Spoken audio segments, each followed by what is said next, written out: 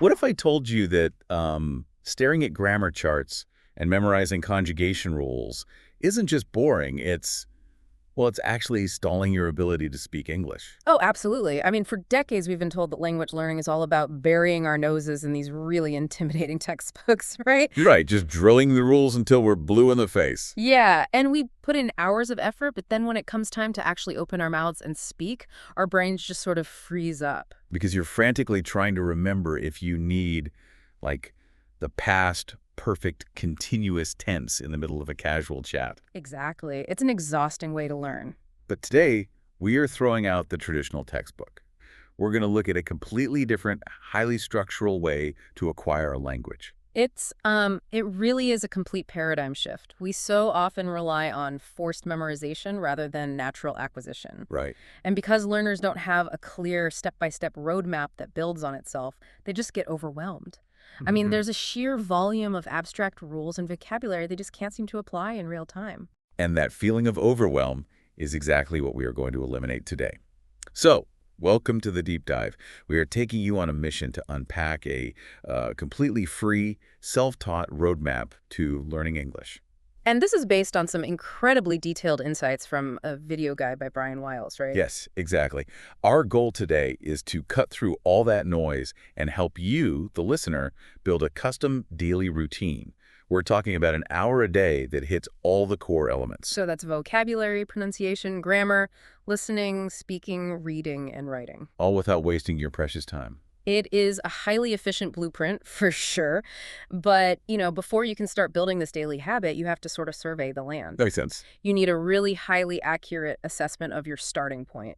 Because, a map is utterly useless if you don't know where you're currently standing. Okay, let's unpack this. How does a learner pinpoint that exact starting location? Well, you find your baseline using the CEFR scale. The CEFR scale. Yeah, that stands for the Common European Framework of Reference for Languages. It's basically the international standard for describing language ability. Okay, and how does that grading actually work? So the scale ranges from A1, which represents your absolute beginner, up through B1 and B2. And those are the intermediate learners. Right, exactly. And then it goes all the way up to C1 and C2, which represent advanced near-native fluency. So taking a free proficiency test online to find out your specific letter and number combination is the absolute first step you have to take.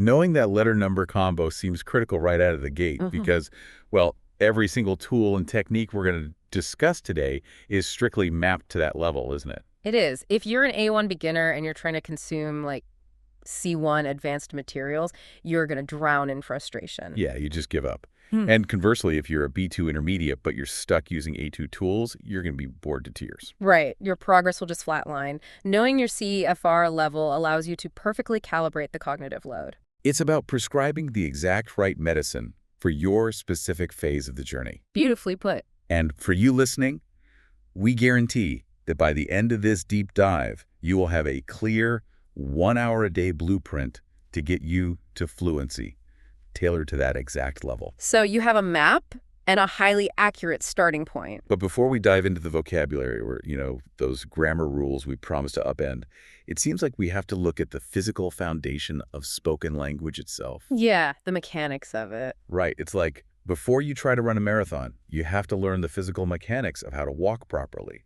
or at least how to stretch. Spoken language is deeply physical. It's muscular. And the first massive hurdle people run into when they start focusing on the physical sounds of English is just the sheer variety of it. Oh, for sure. The source material specifically points out American, European, and Australian English. With all those distinct dialects. Yeah. A native Texan sounds completely different from a Londoner, right? Oh, completely. Who sounds very different from someone born in Sydney. It seems like a learner would just get entirely paralyzed trying to navigate all of those phonetic variations at once. What's fascinating here is a concept the source calls the 99% rule. The 99% rule. Yeah. Despite how radically different those accents might sound to your ear, 99% of the core vocabulary is exactly the same across these dialects. The foundation of the language doesn't change based on geography. So a car is a car, and a house is a house, whether you're standing in Melbourne or Miami. Exactly. The complication just comes from the fact that English spelling and pronunciation are notoriously weird. To say the least. Yeah, it's a language full of historical exceptions. So the advice from the source is to pick just one dialect to focus on initially. Don't try to master global English all at once. Just pick one based entirely on what is most useful or interesting to you personally. Right. So let's say someone chooses American English, since it's, highly prevalent in global media and business. Okay. The source highlights a specific YouTube channel for this called Rachel's English. Oh, I've seen that one. And what stands out here isn't just the channel itself, but the method for using it. You don't just sit back and let the video play in the background while you're doing the dishes. Because passive listening won't train the specific facial muscles required to make new sound. Exactly. The method requires you to watch the video, listen carefully to how the instructor explains the mechanics of the sound, and then actively record your own audio trying to make that exact same sound. Oh, wow. So you're actually recording yourself. Yeah. You play your recording back. You ask yourself, how did I do? You analyze the audio waveform or just listen critically. You adjust your tongue or jaw, and you try again. It makes me think of learning the physical choreography of a dance. Mm-hmm. You can't just watch a video of a ballerina and suddenly know how to execute a perfect pirouette. Right, you'd fall over. You have to get up, attempt the physical movement, look in the mirror, realize that your foot is at the wrong angle, fix it, and repeat the motion until it's muscle memory. Speaking a new language is literally an athletic event for your face. That is a perfect analogy. And the source dives into a more advanced technique along these lines called vocal placement. Vocal placement. Yeah, it's literally the study of how the muscles in your mouth, your tongue, your soft palate, and your jaw all position themselves at rest and during speech to form sounds. Oh, interesting. Every single language has a unique default resting position and a totally different physical pathway for airflow. Like learning to hold your core differently for ballet versus hip-hop. Yes, exactly. And once you master the basic pronunciation of individual words, you start focusing on this broader placement. The amazing thing is, as you immerse yourself, your brain will start to hear and naturally mimic this placement just by listening to native speakers. Like on TV news broadcasts or something. Right. You eventually stop trying to force individual syllables and you just, slip into the correct physical posture of the entire language. So you've figured out the mouth choreography. You have the posture down. But nailing the physical sounds is completely useless if you don't actually have any words to say. That's the truth. Which brings up the sheer volume of English vocabulary. I mean, how do you tackle a dictionary's worth of words without just endlessly reading lists? Vocabulary is the raw material, right? Yeah. And the source recommends a highly efficient, scientifically backed way to acquire it using a free program called Anki. Anki, yeah. And that's available on PC, Mac, and browsers, right? Correct. It's fundamentally a flashcard application, but diving into the source material, treating it as just a digital deck of cards, completely misses the point. There is some serious cognitive science happening under the hood here. Okay, break that down to us. The mechanism driving Anki is an algorithm based on spaced repetition. This taps into the foundational work of a 19th century psychologist named Hermann Ebbinghaus. Ebbinghaus, okay. He discovered the forgetting curve. Basically, Ebbinghaus proved that our brains naturally prune and discard new information at a predictable, exponential rate unless we actively interrupt that process. And Anki is the interruption. Exactly. Because instead of reviewing every single word every single day, which is a massive waste of time, Anki tracks exactly how well you know a specific word. Right. If you get it right easily, it pushes that card further into the future. Maybe you won't see it for a week.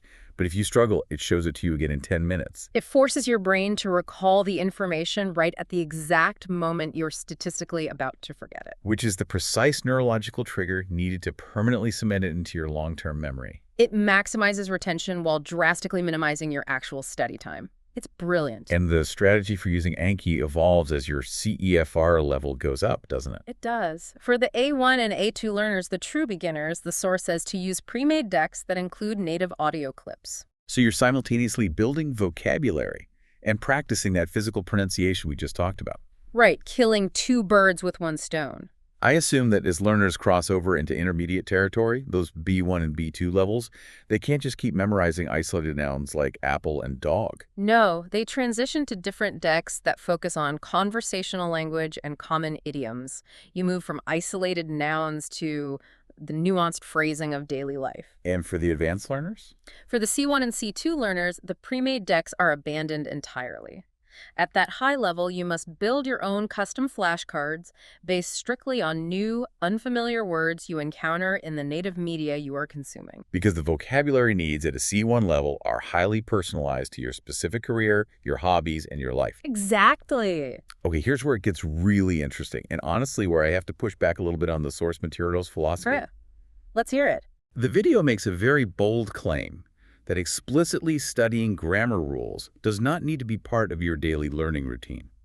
It advocates for skipping the conjugation charts entirely. Yeah, that's a big sticking point for a lot of people. But how do you form a coherent thought without knowing the rules? Isn't ignoring grammar just asking for absolute chaos? It sounds chaotic, I know, but it is doubly rooted in how human beings naturally acquire language. The argument the source leans on is natural acquisition. Okay, like how kids learn. Exactly. Think about how a child learns their mother tongue. Nobody sits a toddler down and explains the mechanics of the past perfect continuous tense. Right, they just throw a toy at you. They just listen, they observe patterns, and over time, if they consistently absorb the language, grammar intuition develops naturally.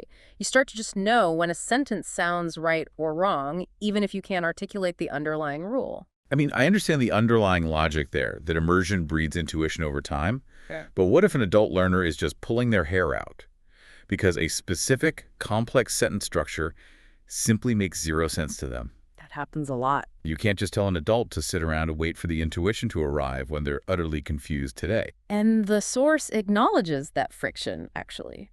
When you hit a wall and your adult brain demands a logical explanation, there are targeted resources mapped to your level. Okay, what kind of resources? For A1 and A2 beginners, there are basic, completely free courses available online that offer clear grammar explanations translated into 12 different languages. So you get the fundamental building blocks explained safely in your native tongue. Which makes sense. You need that safe harbor early on. So Yeah. if beginners are building the foundation in their native language, I assume the training wheels have to come off eventually. When does that happen? As you enter the B1 and B2 intermediate stages, the source recommends a free course called Sean English Online. Sean English Online, got it. Yeah, it's hosted by a teacher named Esther. She covers the vital grammar themes, and her videos have subtitles in 10 languages. It acts as a really great scaffolding as you transition away from relying on your native tongue. And what about the advanced learners? For the advanced C1 and C2 learners who really want to get under the hood and understand the deep mechanics, the source points to Khan Academy. Oh, Khan Academy. But notably, that course is only available in English. Right. You are learning complex English grammar in English. I also want to specifically shout out a book recommendation from the source that applies to any level, which is the Infographic Guide to Grammar. Oh, that's a fantastic resource. Because English grammar has so many weird, abstract concepts that don't always translate cleanly, this book uses images, flowcharts, and graphics to make it all visual. Seeing a spatial, visual representation of how a preposition works is a total game changer for visual learners. If we connect this to the bigger picture, having a massive vocabulary secured in your long-term memory via Anki and possessing a solid intuition for grammar ultimately means nothing if you freeze up the moment a native speaker talks to you at full speed. Right, all that stored knowledge is useless if your brain's processing speed can't keep up in real time. Exactly. This is why the source argues that listening is the absolute most critical skill in the entire language learning process. Listening unlocks everything else.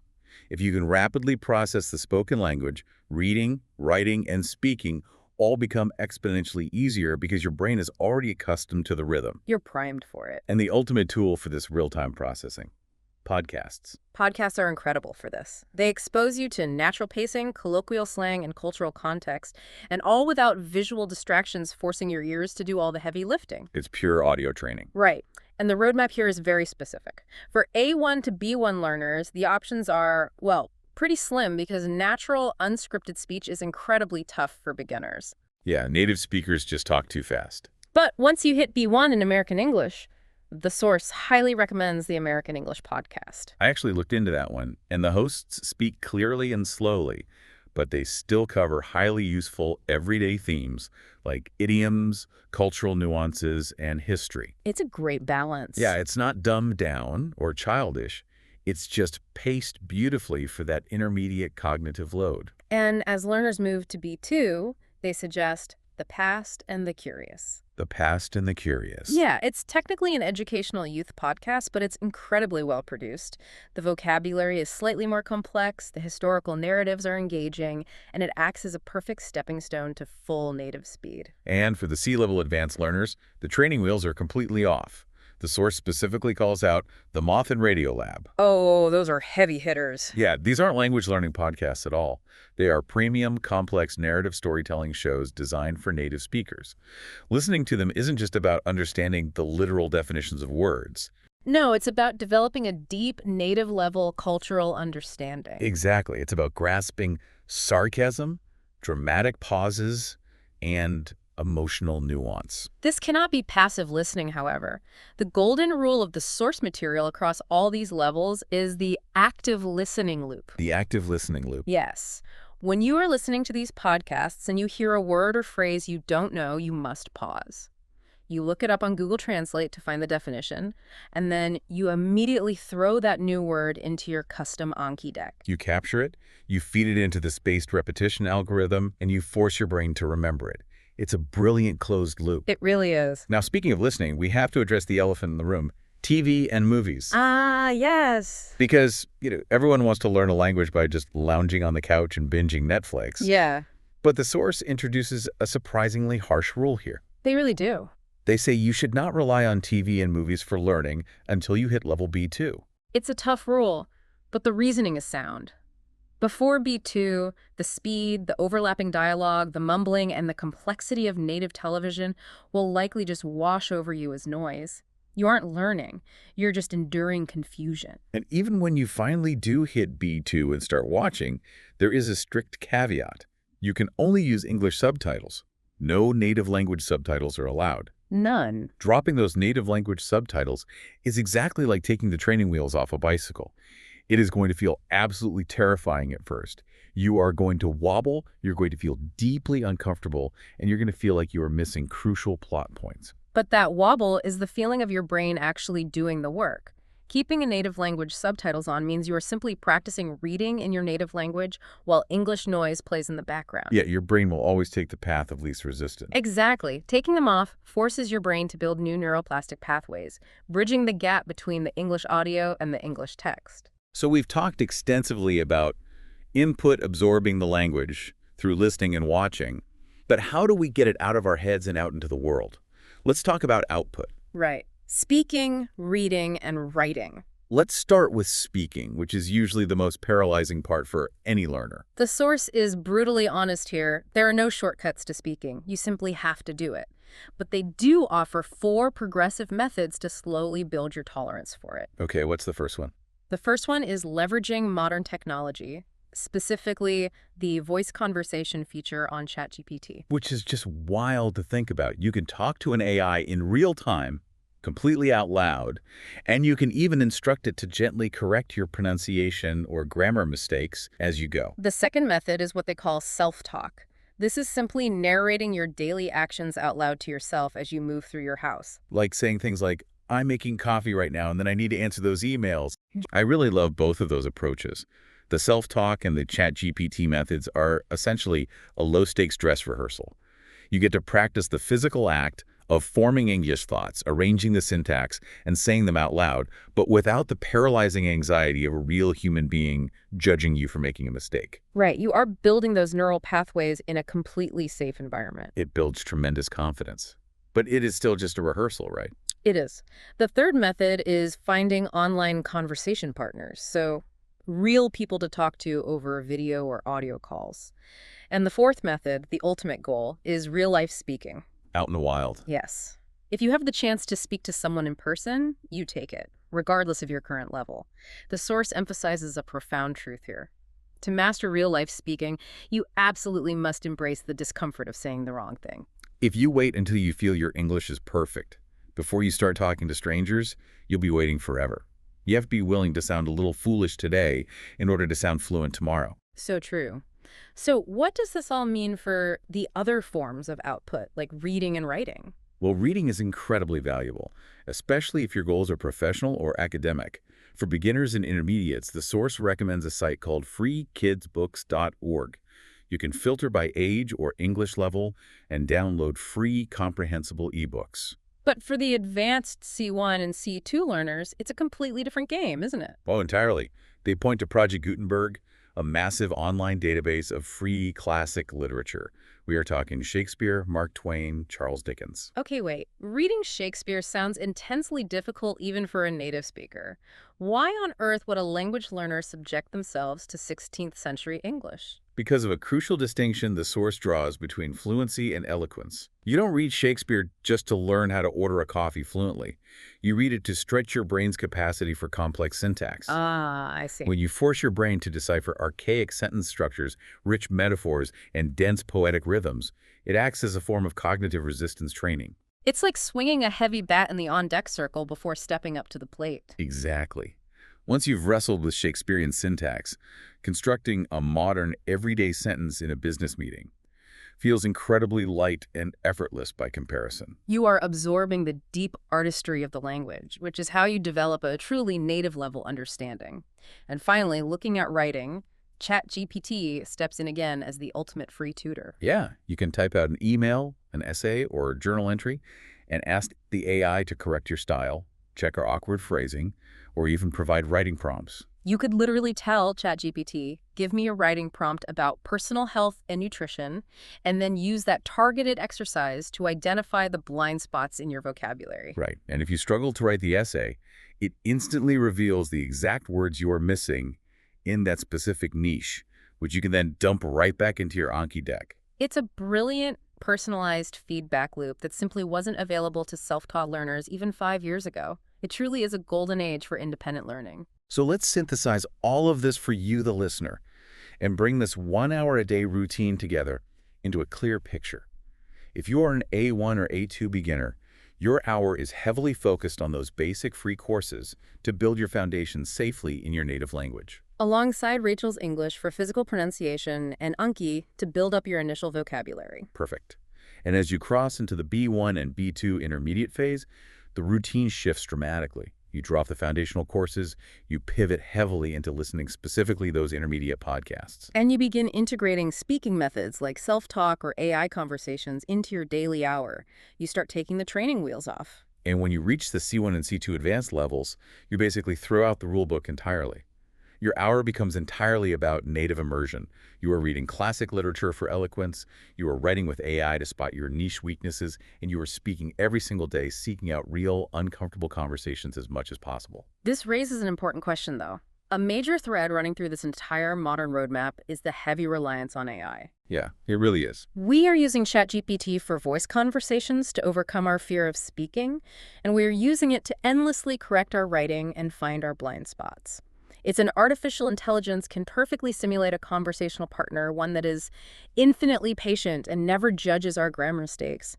How might that completely change the psychological barriers of language learning? That's a really profound thought. Will the future of language acquisition be less about overcoming the terrifying fear of talking to a real stranger in a coffee shop, and more about how deeply we're willing to converse with machines in private just to find our own human voice? Wow. Are we just rehearsing with robots so we can eventually feel safe enough to talk to each other? That is something fascinating to chew on. Well, we want to thank you for joining us on this deep dive. You have the roadmap, you understand the cognitive mechanics, and you know how to find your baseline. Go start your 1 hour a day, take off those training wheels, and embrace the discomfort along the way.